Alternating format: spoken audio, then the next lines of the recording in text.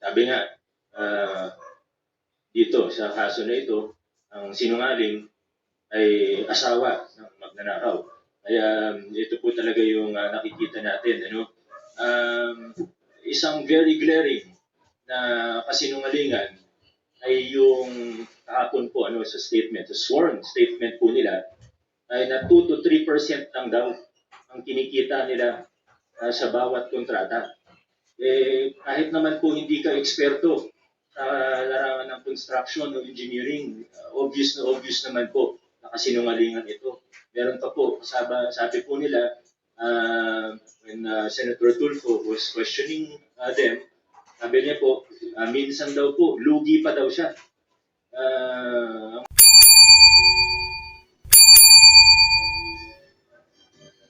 We have information as to how they had operated in the city as city contractors, and second, whether you had been able to monitor their rise as top contractors as far back as the Aquino administration today. Mr. Chair, pumasok po ako sa politika 2016 na po. I ran for councilor in 2016 and for mayor in 2019.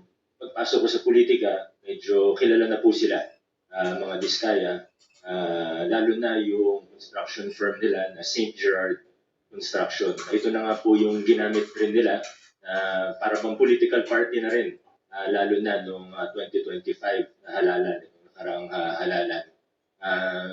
Marami pong kwento, hindi ko po alam kung ako po yung nararapat na magkwento po rito sa TRICOM, sapagkat yung iba, wala naman po akong personal knowledge. I would like to, with respect to the committees, I would refrain from saying anything beyond my direct and personal knowledge. What I can say is that they have 9 construction firms that we have seen now in the news, the 9 calling card companies of the spouses Diskaya, where they have used dummies, where they have become huge contractors, and all of these 9 companies are based in Pasig. Practically all of these companies have tax deficiencies, probably with the BIR as well, but definitely with the LGU. Marami po silang violations. Recently, they have been, Mr. Diskaya has been recently convicted of 2 counts of building code violations. So, medyo notorious po ito. Nagsimula sila sa LGU. And again, with regard to the question of the chair, kahit nung mayor na ako, nangontrata pa rin sila sa LGU. Kasi pinapatupad po namin sa Pasig ay strict adherence to the law, which is open and public bidding. So, pag nagko-qualify po sila mula 2019, hindi po namin hinaharangan yung mga project po sila sa City Government of Pasig. Hindi naman siguro kalakihan na project, pero meron po silang projects to the city, and we have observed with the DPWH, palaki ng palaki yung mga project nila. Yung napag-uusapan po ngayon na 31 billion pesos of flood control projects. Katunayan, flood control projects pa lang po ito. Hindi bababa sa 100 billion pesos ang total contracts po nila sa ating pamahalaan, Mr. Chair. Can I ask a question before proceeding, Mayor Vico Soto? You mentioned in your Facebook statement that you had seen many inconsistencies in the testimony of the Diskayas. So maybe you can intimate to the committee what these particular inconsistencies are. Thank you, Mr. Chair. Marami nga po tayong naobserbahan na you use the term inconsistencies, but I would like to be more direct. Kasinungalingan po talaga.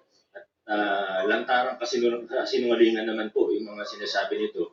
Hindi naman po bago sa kanila ang pagsisinungaling.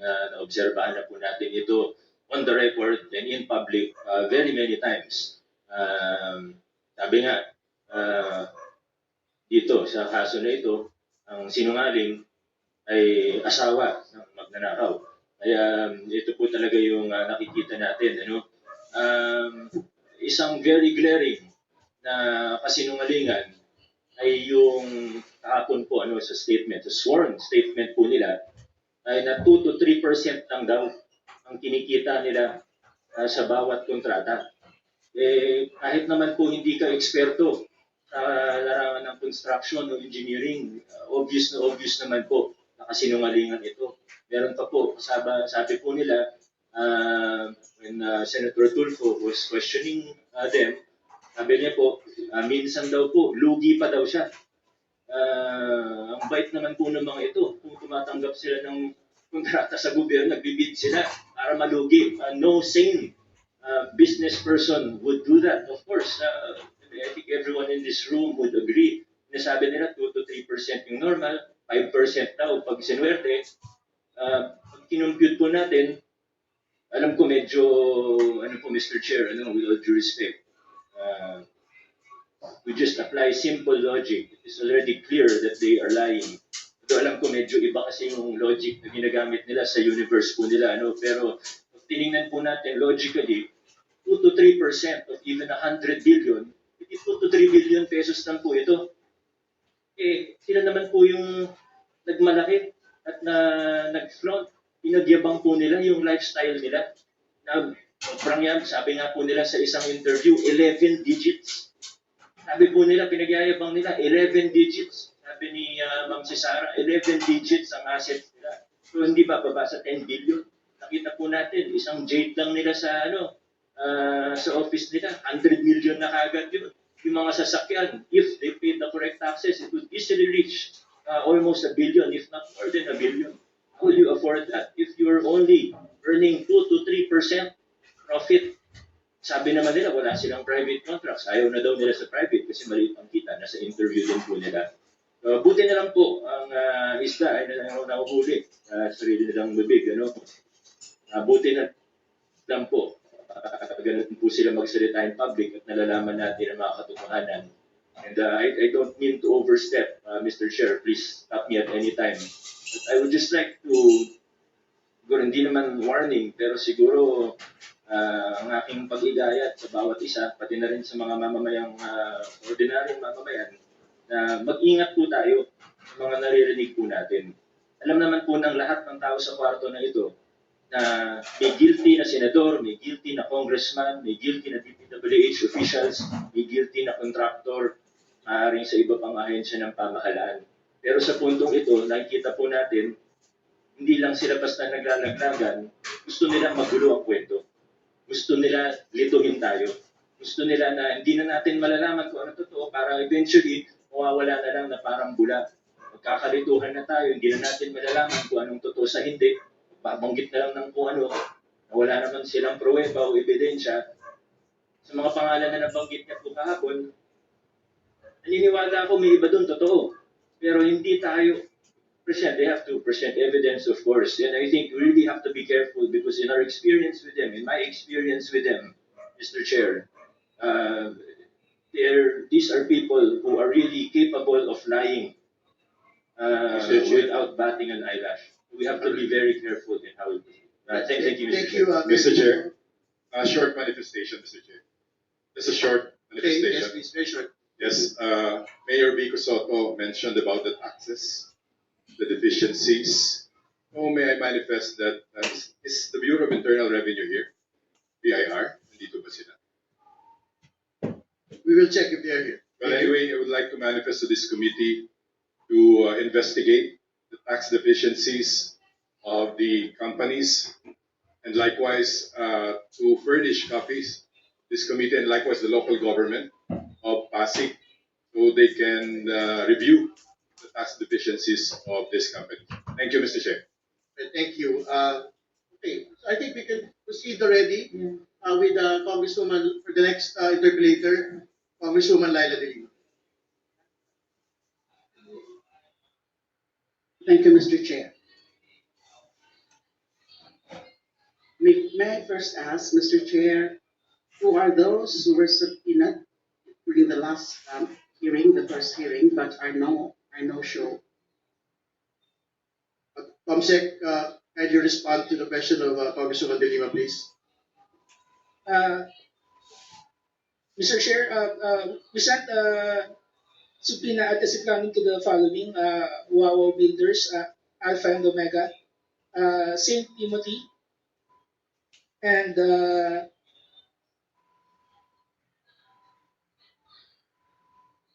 top-notch Catalyst Builders and Sims Construction Trading. Yumir Villanueva of Top-Notch Catalyst is here, and so is Sally N. Santos from Sims Construction Trading. Meanwhile, Mark Ryan Arevalo of Wow Builders sent a medical certificate from stating he has some medical condition. So And how Alpha many, and Omega so sent how a many, letter stating security risks. That's why she cannot attend today's hearing. We have two uh, attendees, Your Honors. okay. So how many did not appear today? In spite of the Three, summons? three. Your Honors, of the five subpoenas sent, only two responded. Only two responded. The rest, they have submitted letters, they sent letters, excuse letters. The reasons? Two excuse letters and three excuse letters, Your Honors. Okay, later I will be presenting an appropriate motion with respect to them. I'd like to avail now of my questioning. I can see that Mr. Diskaya is here now, and may I know if Mrs. Diskaya is also around? Yes, Mr. Diskaya. Mr. Chair, may I know if Mr. Diskaya has taken... Wala naman po. Diskaya. But kung ano yung sabi ko kanina, yun lang naman talaga.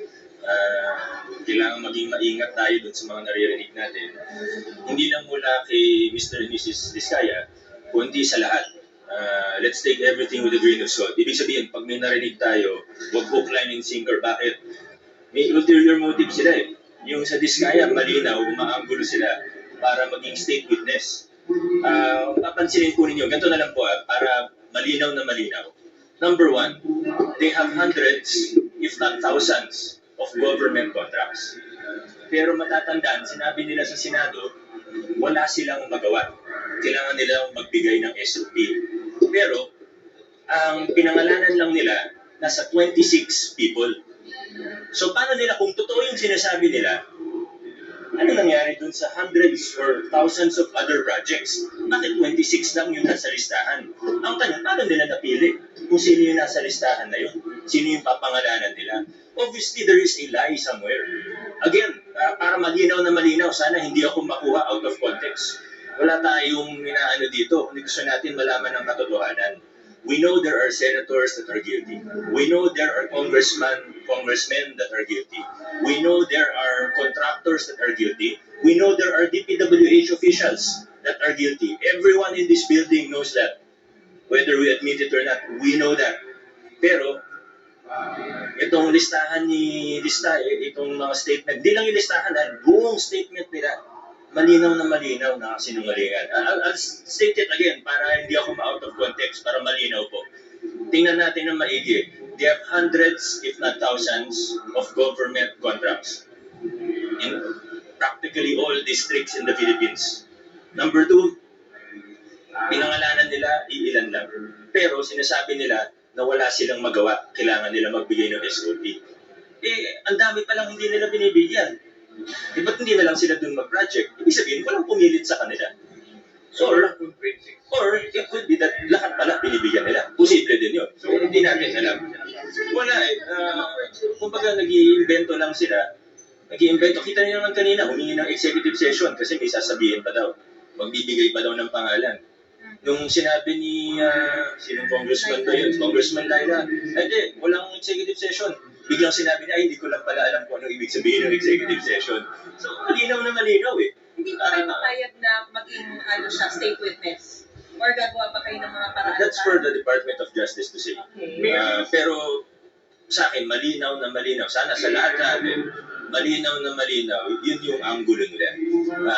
Yun yung anggulo nila. So, ang balak nila ngayon, guluhin na tayo, lituhin tayo, para hindi natin alam yung facts.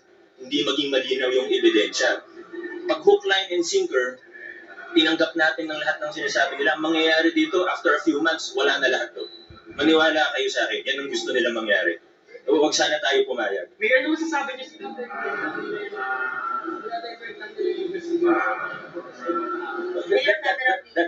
That's what I mean when I say ginugulo lang nila tayo, nililito lang nila tayo. Kailangan maglabasan tayo ng ebidensya dito.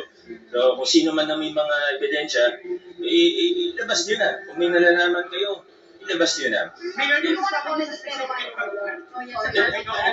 That's what I said about the yung sinabi ko tungkol sa buong Mayor, camera. sa buong sworn statement nila. Yun na lang muna yung comment natin tungkol yun.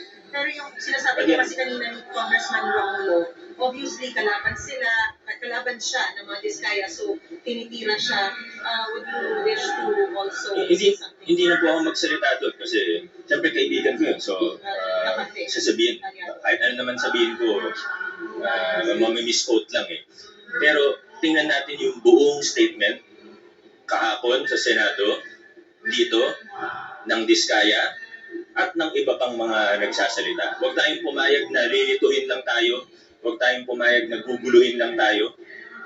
Again, if we take what they are saying, hook, line, and sinker, without questioning it, in a few months, wala na to lahat. Kung may political agenda, o lalo future plans, for example, itong mga Romulo sa future. Well, I can't speak about anyone's hidden intentions. I can only speak about the facts. And the facts clearly show that they are lying. Naniniwala kayo na meron pang ibang mga ipinupublish ang mga tao na binayaran din, tumanggap din, pero hindi niya na sinasabi? But just apply the logic. Siguro sa listahan na yun, may totoo, may hindi totoo. Hindi ko na alam. And again, yun nga yung point nun eh. Para lituhin tayo eh. Yun yung point nun. So again, huwag tayo pumayag. Ilang percentage? Hindi ko na alam. Pero gaya ng sabi ko kanina, there are hundreds, there are probably thousands of projects in the last, sabi nila matagal na sila, di ba? 23 years na daw sila. So, yun lang po muna. Maraming salamat po sa inyo. Sana po maging maingat po ang bawat isa sa atin sa lahat ng impormasyon na lumalabas. Halo-halo na yan. May katotohanan, may kasinungalingan. At kaya alam ko talaga na yan yung anggulo nila. As lately as Thursday morning, meron pong nag-text sa akin na common friend na nakikipag-set si Mr. Diskaya ng meeting sa akin. Siyempre, hindi ko papatulan yung, ba't ako makikipag-usap sa kanya ngayon pa? Di ba? Bakit? Pero malinaw na yun nga talaga yung anggulo, yun ang plano. So, there may be more to this than meets the eye. Confirm po ba na from Diskaya talaga yung Invitation. confirm na sa Diskaya galing? Well, yung common friend namin, wala naman dahilan para magsinungaling. Kaya nga niya dun inaabot yung invitation para makipag-meeting. Pwede niyo siyang tanungin kung totoo na galing sa kanya. Bakit kayo gusto ma-meet nila? Hindi ko alam exactly kasi hindi naman natuloy yung meeting. Pero may nabanggit doon na state witness. So siguro iniisip niya baka makatulong ako sa kanya. Pero sa akin hindi. Dapat ilabas natin kung anong katotohanan. So pasensya na po. Medyo na-delay na ako. Maraming salamat. Thank you.